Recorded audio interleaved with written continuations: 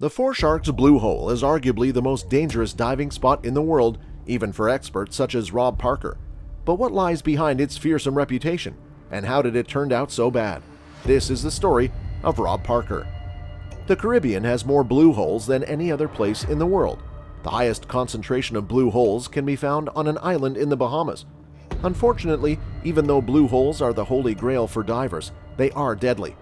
The blue holes are sinkholes composed of carbonate bedrock that slowly developed over the years. They don't have a natural external drainage system.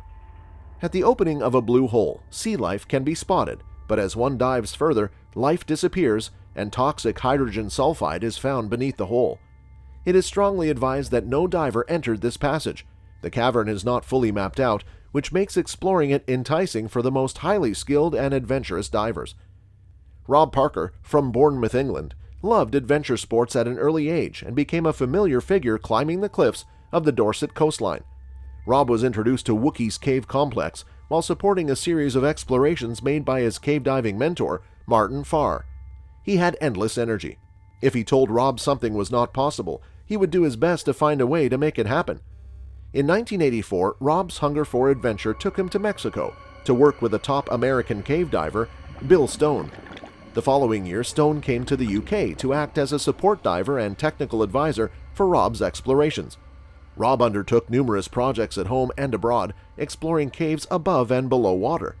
He played a leading role in explorations from the Bohemian Blue Holes to the uncharted caves in China, and his reputation quickly grew to one of the best cavers in the world. They recently discovered mixed gas diving technology with futuristic underwater scooters and a specially designed diving bell. Such an infrastructure allowed divers returning from intense dives to spend long hours decompressing in relative safety and comfort. The expedition also saw the first test dives of a revolutionary new rebreather system designed by Bill Stone. Then, over the following years, Rob diversified his interests. He climbed Everest and became an extreme technical rock climber who toured the world in pursuit of that interest in shooting films of sharks. His climbing business in Bristol had become so successful it freed him from the requirements of working a regular job. Rob Parker met Rob Palmer for the first time on a dive in the Bahamas. He was one of Britain's leading technical and cave divers, best known for his exploration and writing on the blue holes in the Bahamas. In the mid-1980s, a team of explorers led by Palmer plummeted to the depths of the Stargate, a spectacular inland blue hole in the Bahamas that dropped to more than 300 feet below the center of the Andros jungle. Palmer explored Stargate several times, and in 1995 found an Indian canoe believed to be hundreds of years old. Palmer found a blind, pigmentless cavefish known as a Pacifica. He sent the artifact to the Department of Archives in Nassau. In another island blue hole he dubbed Sanctuary Palmer discovered Indian bones dating back to at least 500 years. Palmer was then hired to help film a German television show on Blue Hole in Andros. Before filming started, Rob Palmer attended a technical diving conference. He was very much looking forward to this experience. A seawall was mentioned at the dive conference, and Rob really wanted to explore this. It fascinated him, so they planned to do it. Once in the water, Rob dived straight down into the blue instead of swimming over to the wall. One of his friends raced over to grab him, but he gave up after diving 200 feet. Unsure if he was out of control or not, they reached a depth where they had to stop and watch. Rob then disappeared below them. Rob Palmer was using borrowed equipment. They speculated that Rob experienced a medical problem such as a heart attack once he had entered the water. He died in August 1997. Rob Parker was picked up to take Rob Palmer's place in filming for the German TV show. The filming would take place in Four Sharks Blue Holes. In preparation for the dive, Rob and his dive partner Dan Malone had been diving to a depth of 350 feet in a cave system that had already been explored but was nearby. After 10 days of diving to 350 feet, they rested for 2 days to clear the excess nitrogen built up in their systems from the previous dives.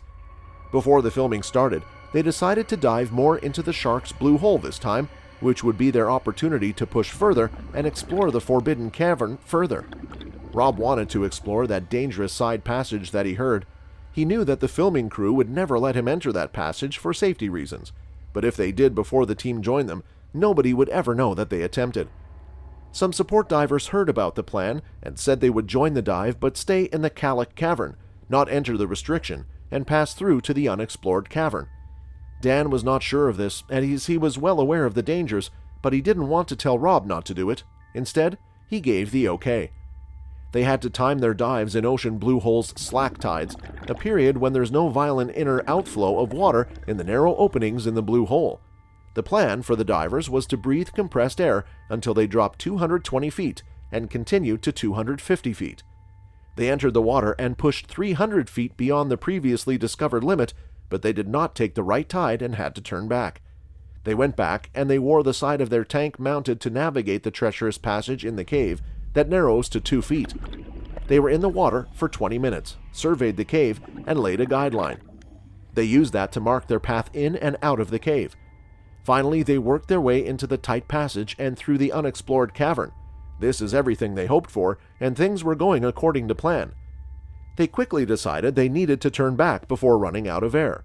There was no way they could fight the current if the slack tide changed while they were inside that cavern. As they were making their way out of the passage, one of the regulators on Dan's tanks failed, forcing him to switch to compressed air. This terrified him, but he kept a cool head, resulting in a vast narcosis rush. The rush slowly went away as they continued to the passage, and he started to feel normal again. Rob was just behind Dan, and Dan realized Rob had stopped kicking his fins. Rob began to descend into the water and was free-falling. It took Dan between 30 to 40 feet to catch up to Rob and stop his downward momentum. Unfortunately, as all this was happening, Dan lost both of his swim fins. Dan thought Rob was breathing because bubbles were coming out of his regulator, but he didn't know. Rob was not moving in the water, so Dan swam with him to the narrow passage just as Dan was wondering how he would get Rob through the restriction. He was concerned but not panicked. He and Rob had left spare tanks on the other side of the passage. At one point, the current became so strong, Dan had to start using the guideline to pull himself through the passage. His hand gripped as hard as he could. Walls were not uniform, and they had to angle sideways to get their tanks through. Dan made it through the squeeze and grabbed one of the stage spare air tanks they had left for decompression. Dan turned around and looked back into the restriction with his light as he realized Rob was no longer next to him. Finally, Dan got the attention of support diver Tom, who was swimming in the main cavern. Dan hand-signaled that Rob had disappeared. Dan couldn't use that decompression air tank, which consisted of a different mix of gases, to go after Rob because the gas would become toxic below 120 feet.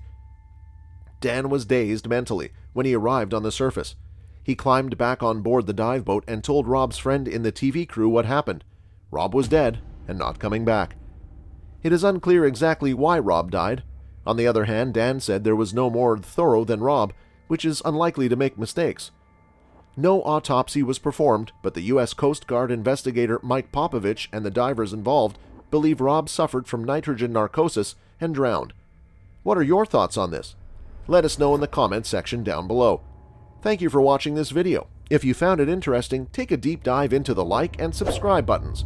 Let us know what you thought of it in the comments. See you again soon in another video, if you dare.